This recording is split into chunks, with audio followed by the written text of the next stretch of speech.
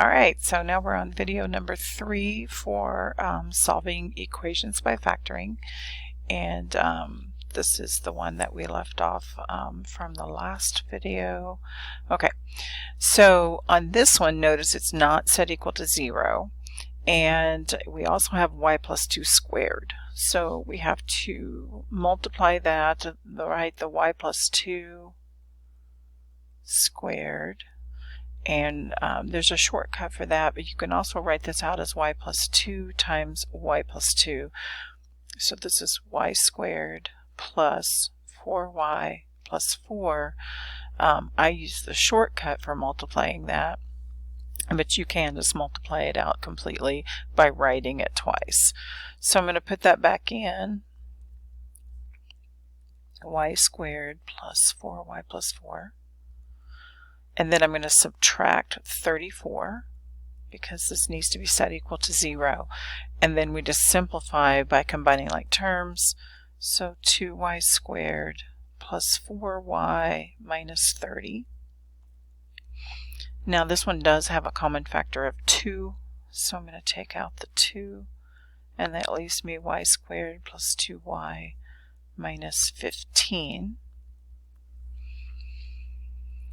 And then we will factor the part of this that is a trinomial.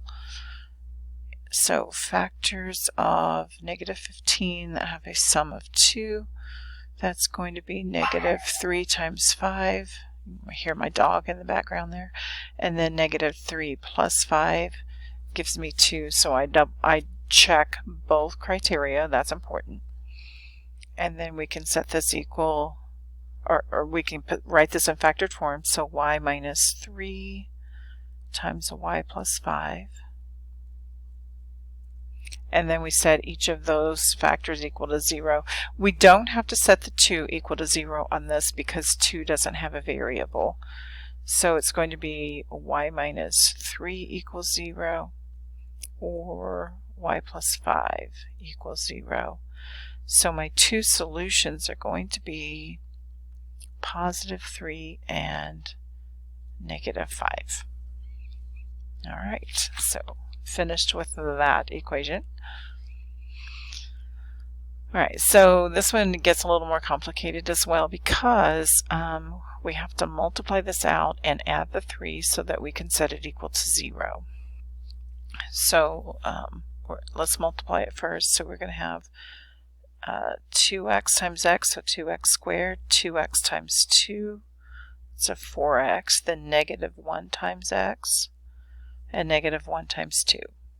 And then I add 3 to make that equal to 0. Now I'm going to combine like terms, so I have 2x squared plus 3x plus 1.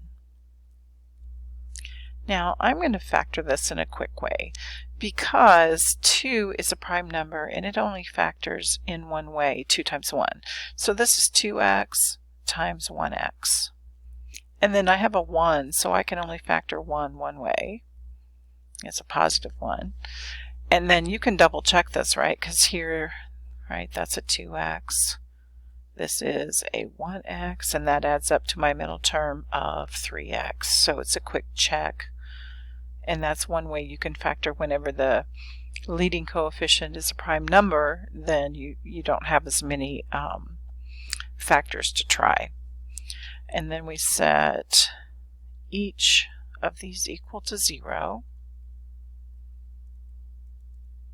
and solve for x. So on the first one, I'm going to subtract 1 and divide by 2. So negative 1/2 is one of my solutions. And then I subtract 1 for the x plus 1, and negative 1 is my other solution. And that's it for that one. Alright. Next, it's blank. Gosh, I'm going to pause for just a minute and I'll be back. I'm glad I have this feature where I can just pause because that is very helpful. Okay. So to set this one equal to 0, I am going to move the negative 2t to the third to the other side by adding it to both sides. right? So 2t cubed. Hold on, I'm also going to rearrange this so it's in descending order. Minus 30t squared plus 108t.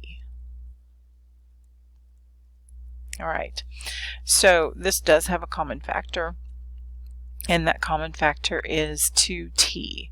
So let's factor out a 2t. So that leaves me t squared minus 15t plus 54. Now, we could have subtracted the 108t and added the 30t squared to the left-hand side of the equation, but then we would have a negative coefficient as our leading coefficient, and then you have to deal with that. So it's just easier this way. Then I'm going to factor, so I need factors of 54 that have a sum of negative 15. And so that's going to be 6 times 9, or negative 6 times negative 9, because when I multiply that I get a positive 54, but when I add them, how about I add them? I get negative 15.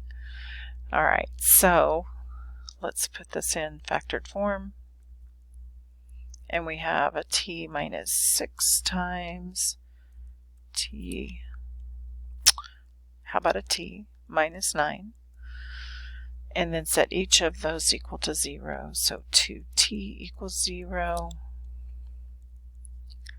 or t minus 6 equals 0, or t minus 9 equals 0. And so we solve for each one. On the first one, we're dividing both sides by 2, and t equals 0. And then add 6 for the second factor, add 9 for the third factor, and those are our three factors, 0, 6, and 9. All right. Okay, so here's this last equation, and the first thing I have to do is multiply that right side. Right, so using distributive property, I'm going to have 3c squared minus 8c. And then I'm going to solve. So I need to set this equal to 0, which means I'm subtracting 3c squared, and I'm going to add 8c. And you can see that that actually eliminates my squared term and my linear term, and so I'm just left with 2 equals 0, which is a false statement, right? So that is not true, and that means that this has no solution. On MyLab, they will often give you an option where you can choose the empty set, right, to show that there's no solution to that. And so, okay, we are finished then with this lesson, and that's solving by factoring.